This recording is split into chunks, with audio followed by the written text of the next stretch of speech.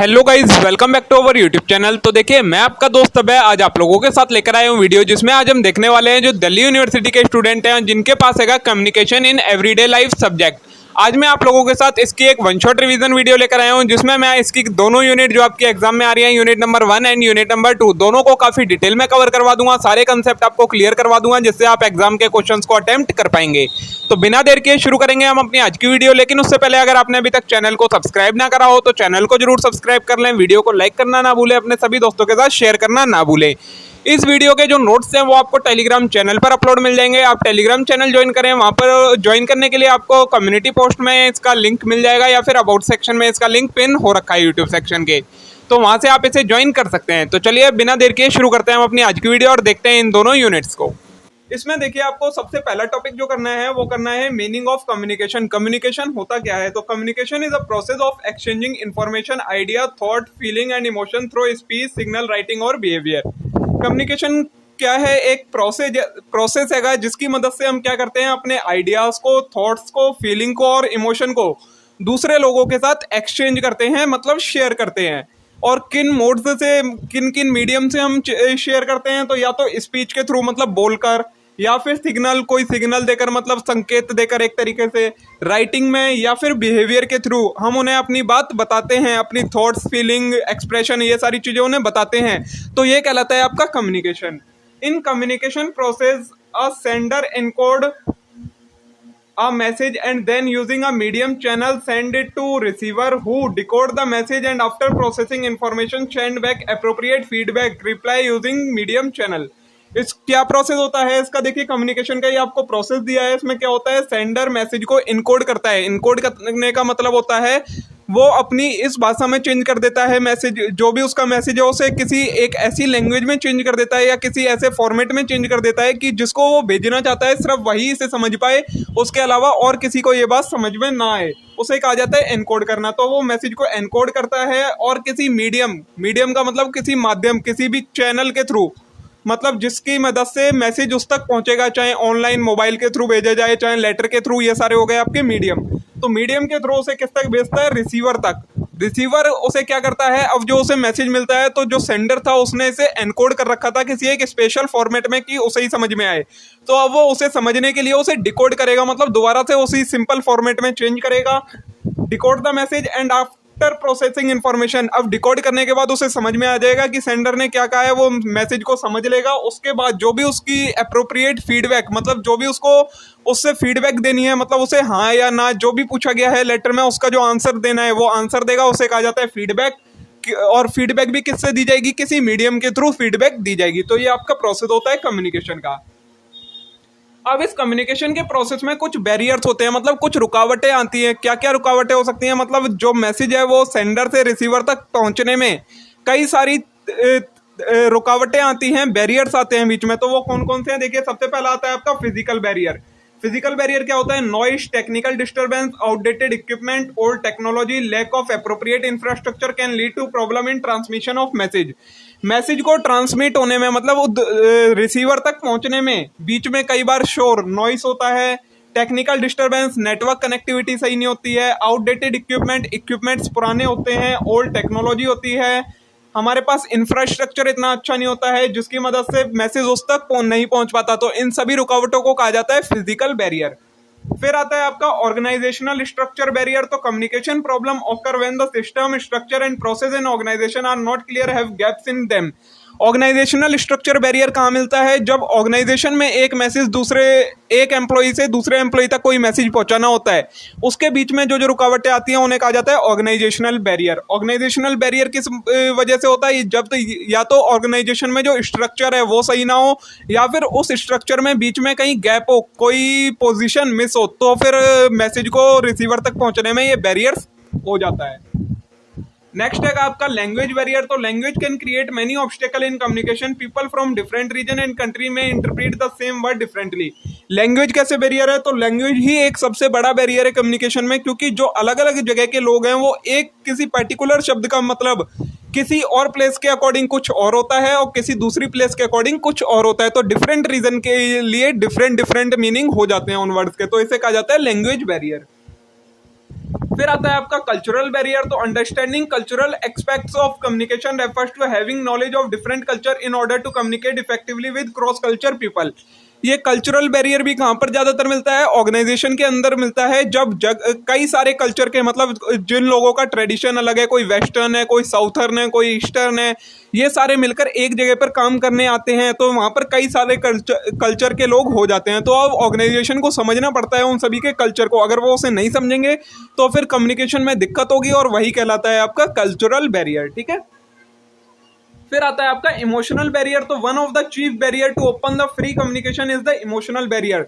जो सबसे एक महत्वपूर्ण बैरियर माना जाता है वो क्या होता है? Emotional barrier. A person who is upset and disturbed can not pass और on receive information appropriately and objectively.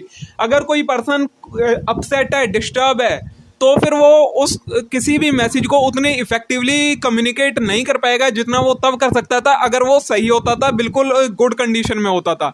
तो इस तरीके से इमोशनली भी किसी पर्सन का एक तरीके से इमोशन किसी पर्सन के वो बैरियर का काम कर सकते हैं कम्युनिकेशन में। नेक्स्ट आता है हमारा एटीट्यूड बैरियर। तो personal attitude of employ can affect the communication within the organisation. Attitude barrier क्या होता है? तो ऑर्गेनाइजेशन के अंदर अगर किसी एम्प्लॉय का कुछ पर्सनल एटीट्यूड है किसी टाइप का, तो वो कम्युनिकेशन में बैरियर हो जाता है। A proactive motivated worker will facilitate the communication process. अगर एक मोटिवेटेड वर्कर है, एक्टिव वर्कर है, तो वो कम्युनिकेशन प्रोसेस को बढ़ाता है। लेकिन वहीं अगर कोई शाई, इंट्रोवर्ट या लेजी एम्प्लॉई है, तो वो can delay the hesitate in taking the initiative और रिफ्यूज टू कम्युनिकेट। तो वो क्या करेगा? कम्युनिकेशन को डिले कर देगा या फिर कम्युनिकेशन को आगे ट्रांसफर करने से मना ही कर देगा। नेक्स्ट आता है हमारा perception barrier. Perception the same content is seen and interpreted differently by two people and therein lie the root cause of miscommunication और मिसअंडरस्टैंडिंग। परसेप्शन बैरियर क्या होता है? मतलब किसी की कैसी सोच है उसके अकॉर्डिंग वो किसी मैसेज को क्या समझता है, क्योंकि अलग अलग लोगों की अलग अलग सोच होती है और उसके अकॉर्डिंग वो मैसेज को अलग अलग तरीके से इंटरप्रेट कर लेते हैं, जिसकी वजह से क्या हो जाता है? मिस कम्युनिकेशन हो जाता है या फिर मिस अंडरस्टैंडिंग हो जाती है। तो ये परसेप्शन बैरियर भी एक बैरियर हो जाता है कम्युनिकेशन में, जो कि मैसेज को रिसीवर तक पहुंचने में रुकावट का काम करता है। ये हो गए आपके बैरियर्स ऑफ कम्युनिकेशन, जो कि काफ़ी इंपॉर्टेंट टॉपिक है। ज़्यादातर आपका जो क्वेश्चंस आते हैं वो इसी यूनिट में से आते हैं, क्योंकि बाकी की जो 2 यूनिट है इस सब्जेक्ट की वो ज़्यादा कुछ इफेक्टिवली नहीं है, उनमें सारा आपका राइटिंग पोर्शन है। इसी में हैगा जो ज़्यादातर आपके थ्योरेटिकल क्वेश्चन बन जाते हैं। उसके बाद आपको जो नेक्स्ट टॉपिक करना है आपके सिलेबस में गिवन है 7 C's ऑफ इफेक्टिव कम्युनिकेशन। एक इफेक्टिव कम्युनिकेशन के 7 C's हैं। 7 C's मतलब सी से स्टार्ट होने वाले वर्ड हैं जो कि एक इफेक्टिव कम्युनिकेशन में काम करते हैं। वो क्या क्या है देखिए। सबसे पहला आता है आपका completeness. Any communication must be complete in sense that a message should convey all the fact required for comprehension of message.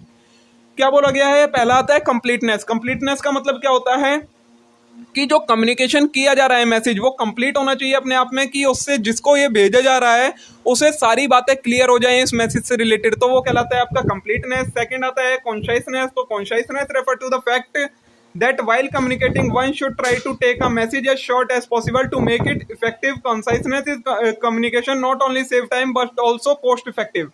कंसाइसनेस का मतलब क्या होता है? जो हमें फैक्ट बताना है, कम्युनिकेशन करना है, कम्युनिकेट करना है रिसीवर तक, वो हमें ऐसा रखना चाहिए कि छोटे से छोटे तरीके से हम उसे बता सकें कि मैसेज भी पूरा हो जाए और छोटा सा छोटा मैसेज रहे, क्योंकि इससे जो रिसीवर है उसका भी टाइम बचता है, हमारा भी टाइम बचता है और कॉस्ट भी बचती है। ठीक है। नेक्स्ट आता है कंसिडरेशन। तो consideration in communication implies that sender of message step into shoe of audience in terms of their viewpoint background to ensure that message send is comprehend properly by receiver. Consideration का मतलब क्या होता है कि जो message को लिख रहा है या भेज रहा है उसे उस व्यू पॉइंट से या उस बैकग्राउंड को लेकर सोचना होगा जो कि रिसीवर का व्यू पॉइंट होगा, क्योंकि तभी वो मैसेज रिसीवर को अच्छे से कम्युनिकेट हो पाएगा, वो उसे अच्छे से समझ पाएगा जब सेंडर उसे रिसीवर के व्यू पॉइंट से लिखेगा। ठीक है। नेक्स्ट आता है हमारा क्लैरिटी। तो clarity in communication implies that message should be clutter free as possible and that is easily understandable. Clarity का मतलब तो आप लोगों को पता ही है कि मैसेज कैसा होना चाहिए, क्लियर होना चाहिए कि कोई भी उसे आसानी से समझ सके, जिसे भेजा जा रहा है वो रिसीवर को ज़्यादा कोई प्रॉब्लम ना हो उस मैसेज को समझने में। नेक्स्ट आता है कॉन्क्रीटनेस। तो concreteness in communication implies being particular and clear rather than fuzzy and general. Concreteness का मतलब क्या होता है कि word to word, topic to topic हमें बताना है, फालतू की बातें नहीं देनी है मैसेज में। जितना मैसेज हमारे काम का है उतना ही मैसेज रिसीवर को देना है। There is less chance of message being misinterpreted, और अगर कंक्रीटनेस होगी तो मैसेज को मिस इंटरप्रेट करने के चांसेस कम हो जाते हैं, वरना अगर ज़्यादा बड़ा मैसेज होगा तो उसका अर्थ का अनर्थ निकाल दिया जाता है, वो हो जाएगा। नेक्स्ट है कर्टसी। तो courtesy in communication implies that sender should respect the receiver in terms of being polite, judicious, reflective and enthusiastic. तो कर्टसी का मतलब ये हो जाता है कि जो पर्सन मैसेज लिख रहा है उसे मैसेज को इस तरीके से लिखना चाहिए कि उसमें जो वर्डिंग हो वो एक तरीके से पोलाइट वर्डिंग हो, किसी को बुरा ना लगे वो वर्ड पढ़कर, इस तरीके का मैसेज होना चाहिए, उसे कहा जाता है कर्टसी। नेक्स्ट आता है आपका करेक्टनेस। तो correctness in communication implies that there is no grammatical error और no doubtness in fact and figure. Correctness का मतलब क्या होता है कि जो मैसेज दिया गया है उसमें कोई भी ग्रामेटिकल एरर नहीं होनी चाहिए, मतलब पूरा ग्रामर सही यूज होनी चाहिए। उसके अलावा जो भी फैक्ट्स एंड फिगर बताई गई हैं उनमें कोई डाउट नहीं होना चाहिए, सारी चीजें क्लियरली बताई जानी चाहिए। तो ये हो जाते हैं आपके 7 C's ऑफ इफेक्टिव कम्युनिकेशन। अगर ये सारी सातों चीजें उसमें होंगी किसी मैसेज में तो वो इफेक्टिव मैसेज या इफेक्टिव कम्युनिकेशन माना जाएगा। नेक्स्ट आता है आपका topic broad categories of communication. Communication को हमने कुछ कैटेगरीज में डिवाइड कर रखा है। देखिए, बेस्ड ऑन कम्युनिकेशन चैनल, जिस चैनल से हम कम्युनिकेट करते हैं उसके बेसिस पर हमने 3 टाइप में डिवाइड कर रखा है, verbal communication, non verbal communication और विजुअल कम्युनिकेशन। उसके अलावा based on purpose and style, जिस पर्पस से हम लिख रहे हैं या जिस तरीके से लिख रहे हैं उसके बेसिस पर हमने डिवाइड कर रखा है फॉर्मल एंड इनफॉर्मल कम्युनिकेशन। अब इन सबको डिटेल में देखना है। देखिए, वर्बल कम्युनिकेशन क्या होता है? तो verbal communication involve use of word and language in delivering the intended message. जब हम किसी कुछ वर्ड्स का यूज करके या किसी लैंग्वेज का यूज करके कोई मैसेज किसी पर्सन तक पहुंचाते हैं तो उसे कहा जाता है वर्बल कम्युनिकेशन। वर्बल कम्युनिकेशन के 2 पार्ट होते हैं, रिटन कम्युनिकेशन, ओरल कम्युनिकेशन। ये आपको बहुत अच्छे से पता होंगे। रिटन कम्युनिकेशन में क्या क्या आता है? Letter and document, email, report, handbook, brochures, various chat platform, SMS and any form of written interaction between people. Written communication में वो सभी चीजें जिसमें हम मैसेज को लिख कर देते हैं किसी पर्सन को, वो सारी चीजें आती हैं आपकी रिटन कम्युनिकेशन में। The effectiveness of written communication depend upon writing style, grammar, vocabulary and clarity. जो रिटन कम्युनिकेशन होता है उसकी इफेक्टिवनेस किस पर डिपेंड करती है? राइटिंग के तरीके पर, ग्रामर पर, वोकेबलरी पर और क्लैरिटी पर। उसके अलावा आता है ओरल कम्युनिकेशन। तो refers to communication through the spoken word, either face to face, telephonically, voice chat, video conferencing and any other medium. Oral communication क्या होता है? जिसमें हम मैसेज को कैसे पहुंचाते हैं? बोलकर पहुंचाते हैं, चाहे वो किसी भी तरीके से हो, चाहे हम फेस टू फेस किसी को बोलकर बताएं, चाहे टेलीफोन पर या किसी वॉइस चैट या वीडियो चैट के जरिए, तो वो सारा आता है आपका ओरल कम्युनिकेशन में। Effectiveness of oral communication depend upon clear speech and tone used by speaker. जो ओरल कम्युनिकेशन होता है उसकी इफेक्टिवनेस किस पर डिपेंड करती है? जो टोन, मतलब जिस तरीके से बता रहा है स्पीकर और कितना क्लियरली बता रहा है, उस पर डिपेंड करता है आपका ओरल कम्युनिकेशन। उसके बाद आता है आपका नॉन वर्बल कम्युनिकेशन। तो non verbal communication is process of communicating by sending end receiving wordless messages. अब क्या होता है नॉन वर्बल कम्युनिकेशन में? क्या आता है? जब बिना कुछ कहे, मतलब किसी वर्ड या लैंग्वेज का यूज करे बिना आप अपना मैसेज दूसरे पर्सन तक पहुंचा दें तो उसे कहा जाता है नॉन वर्बल कम्युनिकेशन। एक तरीके से नॉन वर्बल कम्युनिकेशन का मैं अगर आपको सबसे सिंपल एग्जांपल दूं तो जब भी आप किसी को कोई इमोजी भेजते हैं तो वो आपका नॉन वर्बल कम्युनिकेशन में आता है, क्योंकि उसमें कोई भी वर्ड इन्वॉल्व नहीं होता। This message can be aid verbal communication, convey thought and feeling contrary to spoken word and express idea and emotion on their own। जो ये वर्बल नॉन वर्बल कम्युनिकेशन होता है ये किसे, जो वर्बल कम्युनिकेशन होता है उसे सपोर्ट करता है। वर्बल कम्युनिकेशन के बाद जब हम एक नॉन वर्बल कम्युनिकेशन किसी को भेजते हैं तो उससे हमारी फीलिंग, हमारे इमोशन, हमारे एक्सप्रेशन का उसे आइडिया लग जाता है। इसके भी कुछ टाइप हैं। तो नंबर 1 आता है फिजिकल नॉन वर्बल कम्युनिकेशन। तो an individual body language that is facial expression, stance, gesture, tone of voice, touch and other physical signal constitute this type of communication. Physical non verbal communication में क्या आता है? जो कि एक individual की body से पता लगता है, उसकी बॉडी कैसी है, उसके एक्सप्रेशन कैसे दिखा रहा है, क्या गेस्चर हो रहा है, उसका टोन कैसी यूज कर रहा है, वो उसका छूने का तरीका कैसा है। इन सारी चीजों से जब उसका बिहेवियर का पता लग जाए या कोई मैसेज कम्युनिकेट हो जाए तो उसे कहा जाता है आपका फिजिकल नॉन वर्बल कम्युनिकेशन। फिर आता है पैरा लैंग्वेज। तो the way you say something, the voice quality, intonation, pitch, stress, emotion, tone and style of speaking communicate approval, interest on, lack of it. Para language में क्या आता है? जब आपके बोलने के तरीके से किसी को पता लग जाए, मतलब आप जैसी टोन यूज कर रहे हैं, आप जैसी वॉइस यूज कर रहे हैं, इमोशन जो आप शो कर रहे हैं, बोलने का तरीका किस तरीके का है उससे पता लग जाए किसी पर्सन को आपका मैसेज, तो उसे कहा जाता है पैरा लैंग्वेज। नेक्स्ट आता है एस्थेटिक कम्युनिकेशन। तो art form such as dancing, painting, sculpture, music are also means of communication. Aesthetic communication में क्या आता है, जब आपको डांसिंग के थ्रू, पेंटिंग के थ्रू, स्कल्पचर, म्यूजिक, इन सब चीजों के थ्रू पता लगे कोई मैसेज के बारे में, तो उसे कहा जाता है एस्थेटिक कम्युनिकेशन। नेक्स्ट आता है अपीयरेंस। तो appearance is usually the first thing noticed about a person. जब किसी पर्सन की अपीयरेंस, दिख कैसा रहा है, उससे कोई मैसेज के बारे में पता लगे, कुछ कम्युनिकेशन हो, उसे कहा जाता है आपका appearance non verbal communication. Next आता है सिंबल। तो जैसे कि रिलीजियस सिंबल होते हैं, स्टेटस होता है, ईगो बिल्डिंग सिंबल होते हैं, इन सब से कोई मैसेज का पता लगता है, तो उसे कहा जाता है आपका non verbal communication. Third type का आता है आपका इसमें विजुअल कम्युनिकेशन। तो visual communication through visual aid such as sign, typography, drawing, graphic design, illustration, colour and other electronic resources usually reinforce written communication. Visual communication क्या होता है, जब आपको कुछ चीज देखकर कोई मैसेज का पता लग जाए, जो कि एक तरीके से एस्थेटिक कम्युनिकेशन की फॉर्म में आ जाता है, तो उसे ही कहा जाता है विजुअल कम्युनिकेशन। ये किस लिए यूज करा जाता है, जो हमारा रिटन कम्युनिकेशन होता है उसे और अच्छे से एक्सप्लेन करने के लिए विजुअल कम्युनिकेशन का यूज करा जाता है। फिर जो आपकी दूसरी कैटेगरी थी उसमें था पहला फॉर्मल कम्युनिकेशन। तो formal communication both oral and written follow certain rule, principle and convention in conveying the message. Formal communication क्या होता है, जब आप किसी को फॉर्मली मैसेज लिखें, मतलब अपने से बड़े पोजीशन के किसी पर्सन को मैसेज लिखते हैं, जिसमें आप मैसेज लिखते समय कुछ गाइडलाइंस को फॉलो करते हैं, कुछ प्रिंसिपल, कुछ रूल्स, इन सारी चीजों को फॉलो करते हुए कोई मैसेज लिखते हैं, तो वो कहा जाता है फॉर्मल कम्युनिकेशन। वही होता है इनफॉर्मल कम्युनिकेशन। तो spontaneous conversation and exchange of information between two और more person without conferring to prescribed official rule, process, system, formalities and chain of command. उसका ही उल्टा इनफॉर्मल कम्युनिकेशन है, मतलब जब आप बिना किसी रूल को देखे, बिना किसी गाइडलाइन को फॉलो करे, बिना किसी प्रिंसिपल को फॉलो करे, बिना किसी चेन ऑफ कमांड को फॉलो करे कोई मैसेज बताते हैं या लिख देते हैं, तो उसे कहा जाता है नॉन वर्बल कम्युनिकेशन। ठीक है, उसके बाद जो नेक्स्ट टॉपिक है आपका वो है नेटवर्क इन कम्युनिकेशन। अब कम्युनिकेशन किन किन नेटवर्क के थ्रू होता है, मतलब कैसे कैसे चैनल, क्या क्या मीडियम होते हैं जिनके थ्रू कम्युनिकेशन हो सकता है। तो पहला आता है आपका vertical network. The vertical network is a formal network, it is usually between higher ranking employ and subordinate. Vertical network कैसा होता है, ये एक फॉर्मल नेटवर्क होता है। कहाँ फॉलो होता है, जब किसी बड़ी पोजीशन का पर्सन अपने से नीचे वाली पोजीशन के किसी पर्सन पर कोई मैसेज ट्रांसफर करता है, तो वो कहलाता है आपका वर्टिकल नेटवर्क। इसमें क्या होता है, जो हायर रैंक का एम्प्लॉय है वो अपने सबऑर्डिनेट को कोई मैसेज बताता है, तो वो इसका एग्जांपल हो जाता है।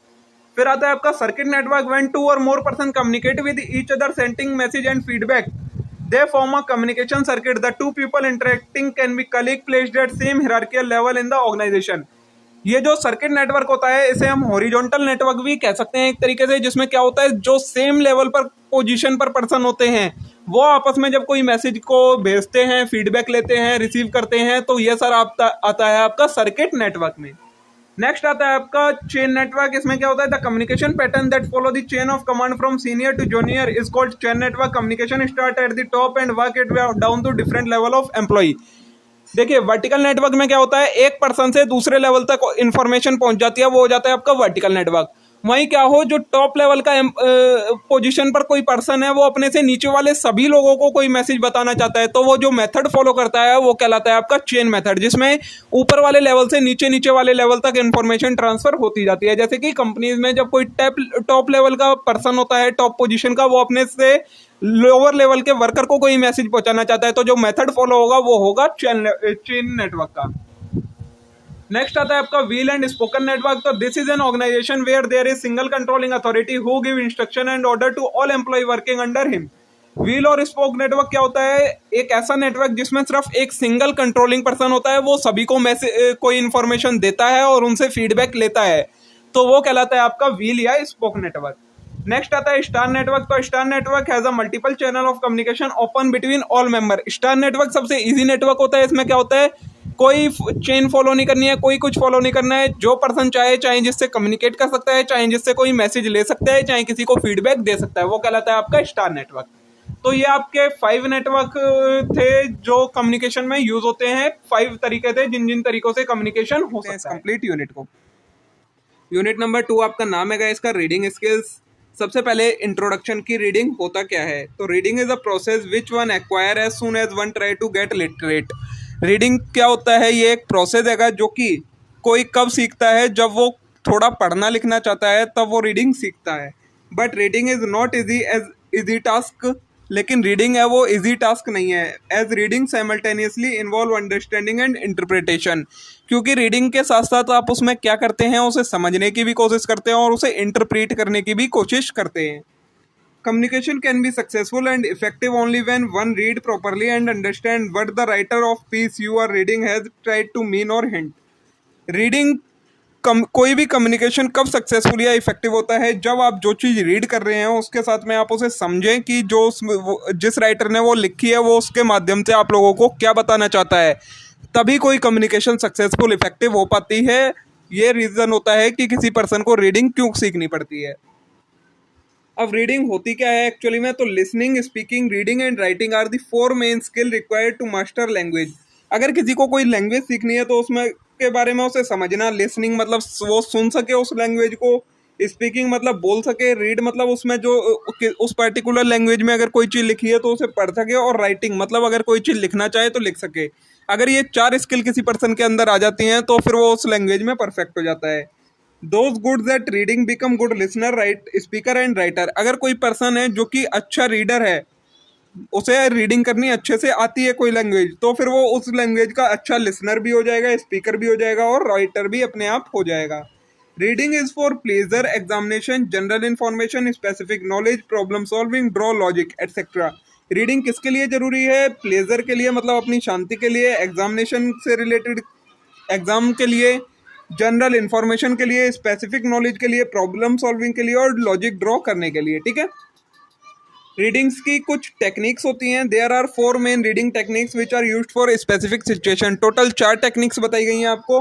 नंबर 1 आती है आपकी scanning, is reading with specific purpose in mind for specific information. Scanning क्या होती है? जब आप किसी स्पेसिफिक पर्पस से रिलेटेड रीडिंग करते हैं, मतलब आप कोई चीज़ रीडिंग कर रहे हैं उसमें से आपको कोई स्पेसिफिक इन्फॉर्मेशन चाहिए, तो वो कहलाती है आपकी स्कैनिंग।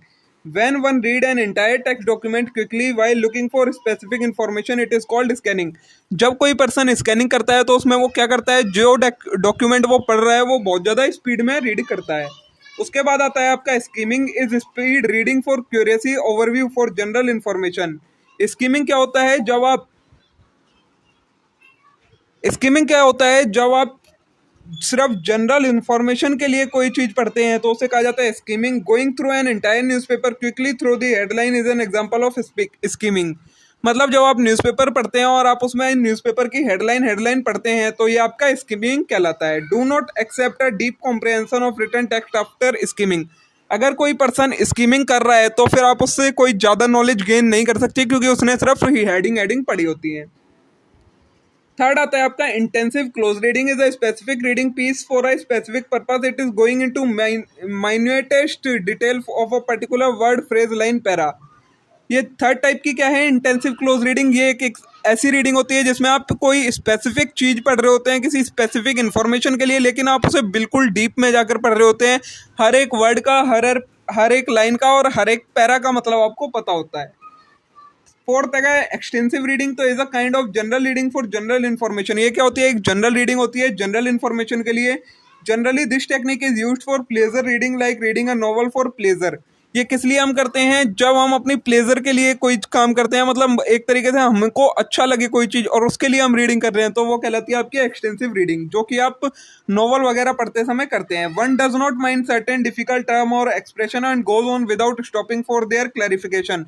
जब भी कोई एक्सटेंसिव रीडिंग करता है तो वो जो अगर कोई ज़्यादा टिपिकल वर्ड होते हैं तो उन्हें ऐसे ही जाने देता है, ओवरव्यू कर लेता है उनका बस, लेकिन उनकी मतलब समझने की कोशिश नहीं करता है। Until they become hindrance in overall understanding. कब तक वो उनका मतलब नहीं समझने की कोशिश करता है? अगर वो उनके पढ़ने में कोई रुकावट नहीं बन रहे हैं, समझने में कोई रुकावट नहीं बन रही है। अगर कोई वर्ड ऐसा आ जाता है जो कि जरूरी है, उसी पर सारा मीनिंग बेस है, तो फिर वो उसका मीनिंग ढूंढते हैं, वरना उसे गो थ्रो कर देते हैं।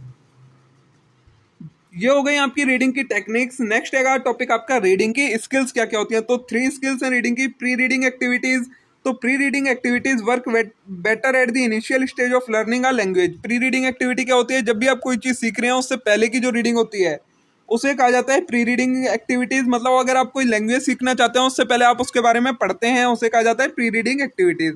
But nevertheless they are fruitful otherwise at later stage of reading to.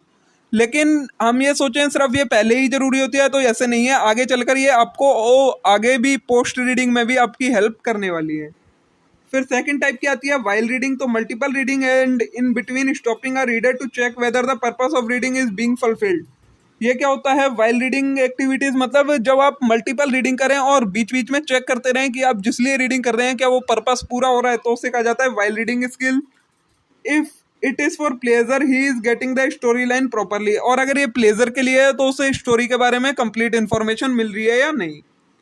Third है पोस्ट रीडिंग एक्टिविटी। तो after reading a reader may ask oneself certain question और some question may be posed by teacher in case of guided reading so that the reader is able to form an opinion about the content and can rewrite और present it.